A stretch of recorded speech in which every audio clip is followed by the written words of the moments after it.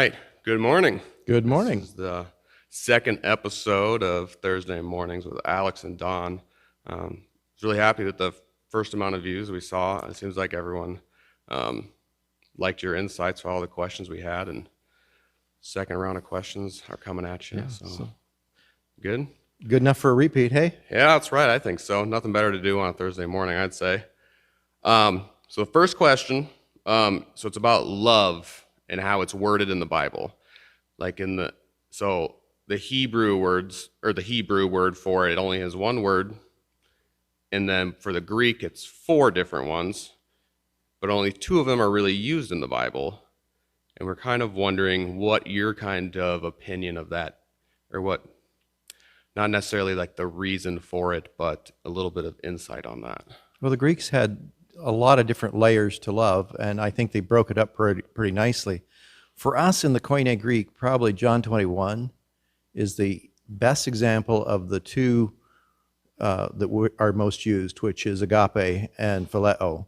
Mm-hmm. And so when Peter has denied Jesus 3 times, and now they're back at the lake, and Jesus says specifically to Peter, do you love me? And he uses the word agape in that passage. And that's the sacrificial love, specifically noted of Christ, willing to give of himself for others, most perfectly done by God. Basically, agape is most perfectly exampled by God. And Peter responds to Jesus by saying, Lord, do you know I phileo you, mm-hmm. which is the root for Philadelphia, brotherly love kind of thing.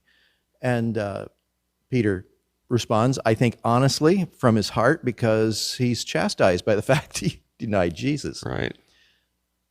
Jesus asked the same question about agape the second time. Peter repeats phileo again. The third time, Jesus said, okay, Peter, do you really phileo me? Do you really brotherly love me? And Peter's cut to the heart. I think what that says is, we lop everything into one ball, love. And we can be talking about a hamburger or our best squeeze. And what does that communicate?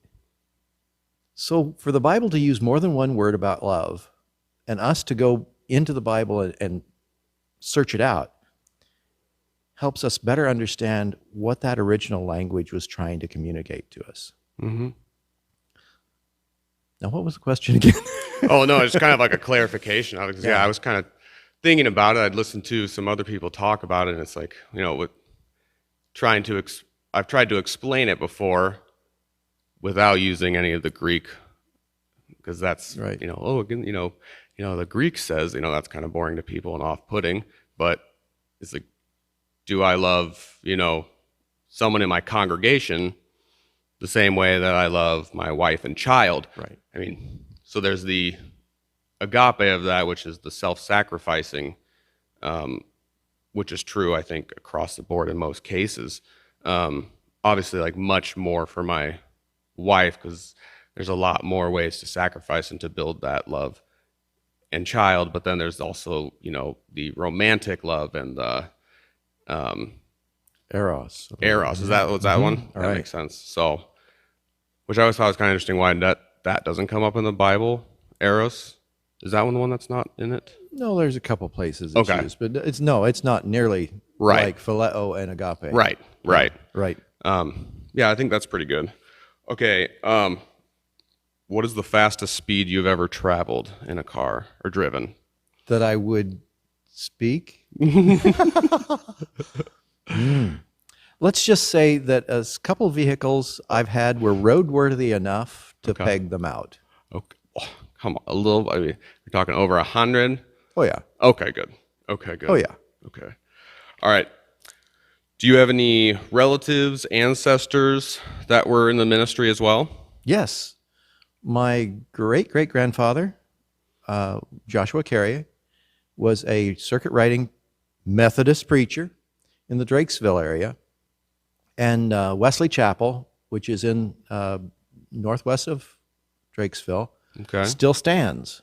And that was one of the places he preached. And they talked about how he walked across from the farm to the church to preach. Now, for people who don't know what a circuit rider is, what is that? He got on a horse and went from church to church preaching. Wow. And, it's sort of like a double charge Sure. in the Methodist Church today. He would go morning at this congregation, afternoon at another congregation. Maybe next week it would be somewhere else. Can you ride a horse? Yes. You can. Okay. Yes. Have you ever thought about doing that? Riding a horse or doing circuit get riding? rid of the car and just, No. No. No, and I have plenty of opportunities in my community with the Amish. I'm sure. Oh, yeah, I'm sure. Okay. Does, in your opinion, does the Bible ever contradict itself? I don't think so, because if you put it in context, almost every contradiction in context relieves the contradiction. Okay. Yeah, that's how I've always found. But yeah, a lot of the opposition or people who don't necessarily believe in some of the stuff use that as, it contradicts itself here and there. And, Right. And, but when you look at it in context, but sometimes it's a little, let's see. So I think about like the farming, like some of the stuff they talk about with agriculture in the Bible, like every 6 year, let it to kind of sit and like, what do you do that? Like, no, we don't do that. But also, if we left a corner to, like, is someone going to want to come and pick up ear corn for them to eat? We've kind of developed a certain amount of structure in the United States where, we kind of relieve that without having to let it just sit there and go to waste. True. But when you talk about an ancient agriculture, the Hebrews had a very progressive agriculture in the fact that no other group thought about leaving things fallow for a period of time. Right. They didn't have a concept of how to take care of the poor. And that's all part of what ancient agriculture, as described in the Bible, includes. Interesting. How do you like your steak cooked? I'm worried on this question after the vanilla answer. Don. I'm sorry. Okay. Well, I do like it well done. Oh, man. I knew it. You're an oddball. I am. Okay. I want it just past pink, but I don't want it burned. I understand. That's kind of how my mom, she sends back stuff. She likes, medium rare steak, but like if we have pork, if it's pink in the middle, and I'm trying to get her to change her mind a little bit about it because it's so much better, but it's a battle. But marinating it. Oh yeah. Oh my. Oh yeah. Oh yeah. Get those juices deep. Yeah.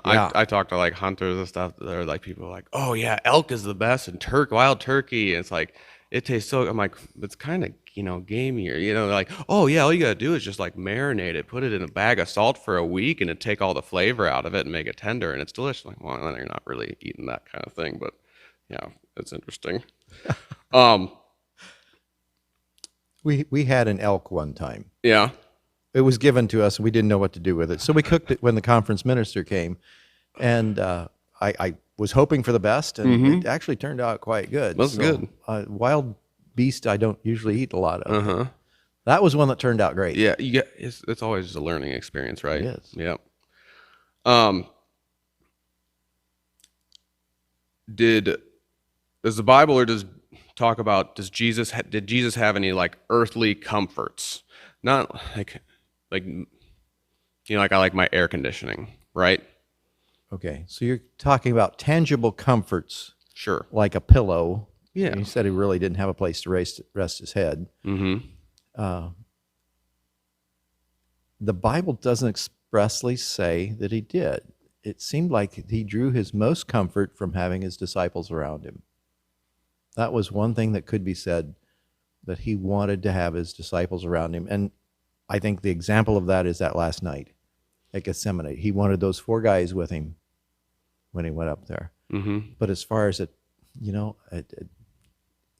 he didn't need his iPad. He didn't need, it doesn't talk about those things. Sure. And that's kind of that brotherly love thing that's kind of the result of that, is that feeling And that's kind of the reward we get for displaying that kind of brotherly love to one another, right? Right.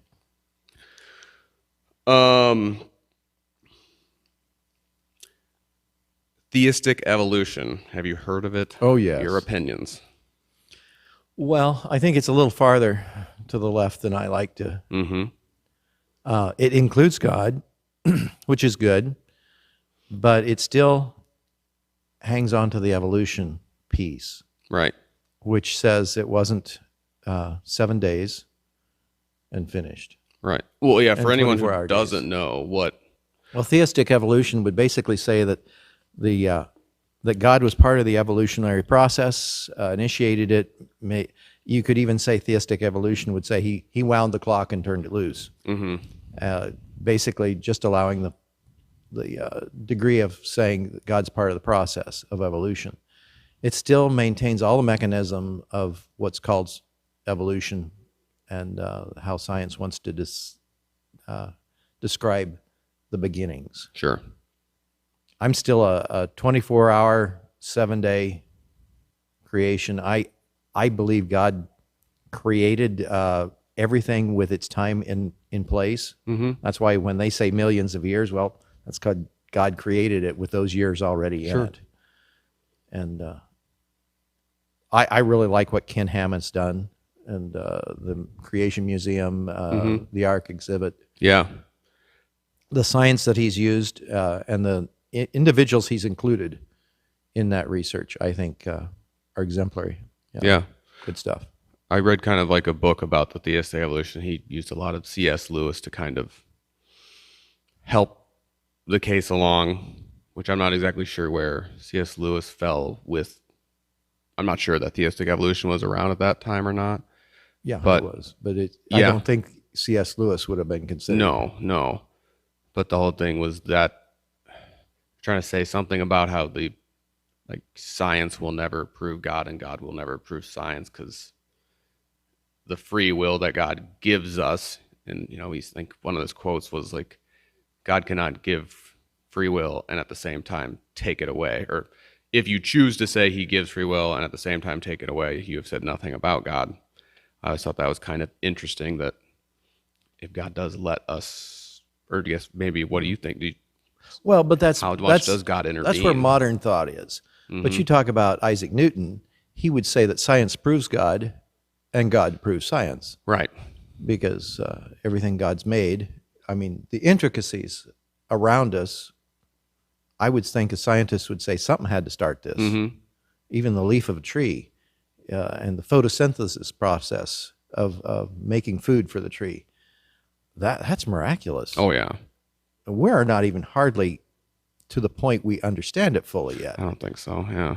So why not give God the credit? I mean, really. Yeah. I agree. Definitely there's a lot of things just with agriculture in my life. It's just like, how can this seed live underground for so long? I've tried so hard to kill it. And yet the next year, same problems. You've got bindweed around your place. Oh, man. It's crazy. Yeah. It's every year. It's sour. Rob will say, get the sour ducks out of those waterways, This year we'll finally get them. And it's like, I don't believe you. I think they're going to be there next year, but we do it. So. Well, at least you've cut it down as Oh, far yeah. how Oh, many yeah. you've got. Mm-hmm. Yep. Well, this one. So this is a question I got asked once by a younger kid, and it caught me off guard, and it falls in line with kind of some of this evolution stuff. But what's your second favorite dinosaur? The behemoth in Job 40. What is it called? It's the Leviathan. long neck. The Oh. long neck. Was it Leviathan?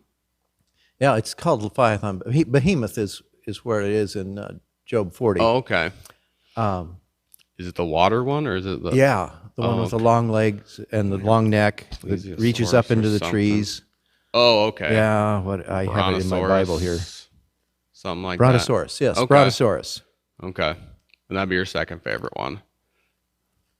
Oh, you asked for the second. Yeah, that's why I said when I got asked that by a kid, it was like my second favorite one. I've never had it asked that way. Well, that was my favorite. The second would be in the next chapter.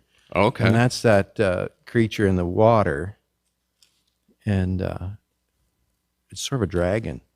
So kind of like a Loch Ness monster kind of a thing.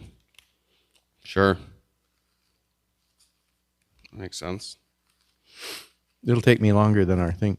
Yeah, Behemoth is in 40 verse 15, and then Leviathan is 41, and that's a water animal. Okay. Those are good ones. What does the Bible say about divorce and when it's okay? Divorce always should be the second choice. Mm-hmm. I mean, 1 Corinthians would, or 2 Corinthians 5 would talk about us being reconcilers to one Right. another. And so that should be the first.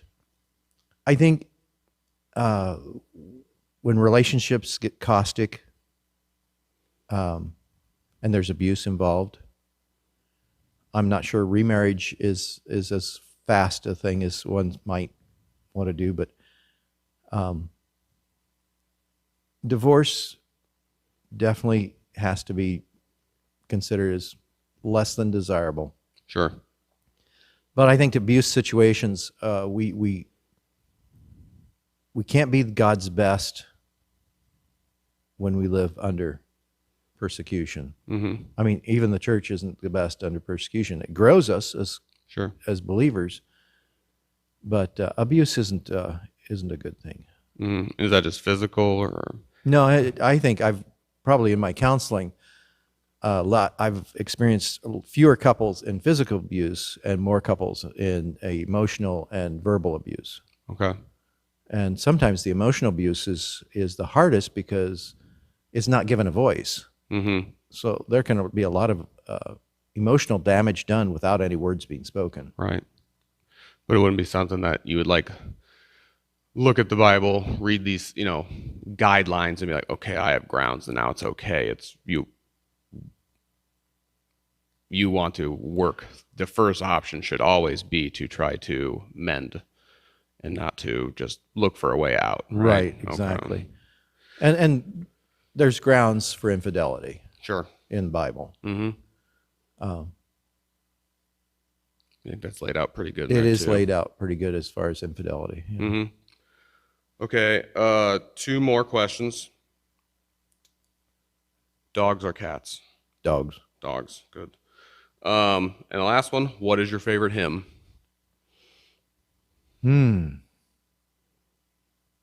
Oh, how great thou art. Oh, that's a good one. Mm-hmm. That's my go-to in my personal worship. Mm-hmm.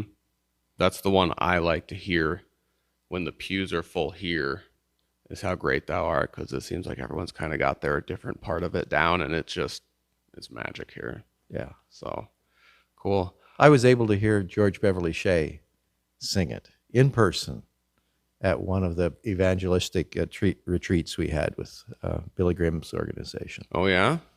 He was old and he was pretty well blind, Uh-huh. but he still was tall. I mean, he's Yeah. a big guy. I have a picture of Charlene and George Beverly Shea Huh. standing next to each other, and my wife is 4'2". George was taller than that. Wow. That's interesting. Is it like some of those things like the voice is kind of the last thing to go? Must have been. 'cause I've he seen kept that going. before, where it's just like the health is failing, but that voice, that way that you, my wife's a singer, so she talks about like breathing from the diaphragm, and that's like the last thing to go I've seen. Yeah. And And he came up and he told the person at the piano which key to play it in. mm-hmm. And he must have known music very well. Sure. Yeah, how great thou art. Awesome. All right, well, that's the end of the questions. And if anyone wants to submit more questions, there'll be a thing at the end of the video. Sounds We'd good. love to hear some more questions, and that way I don't have to, or that way you don't have to always answer the questions that I come up with and silly stuff like that. So till Good next questions. time, Good questions. Yep. Good to be here. thanks. Thanks, Alex.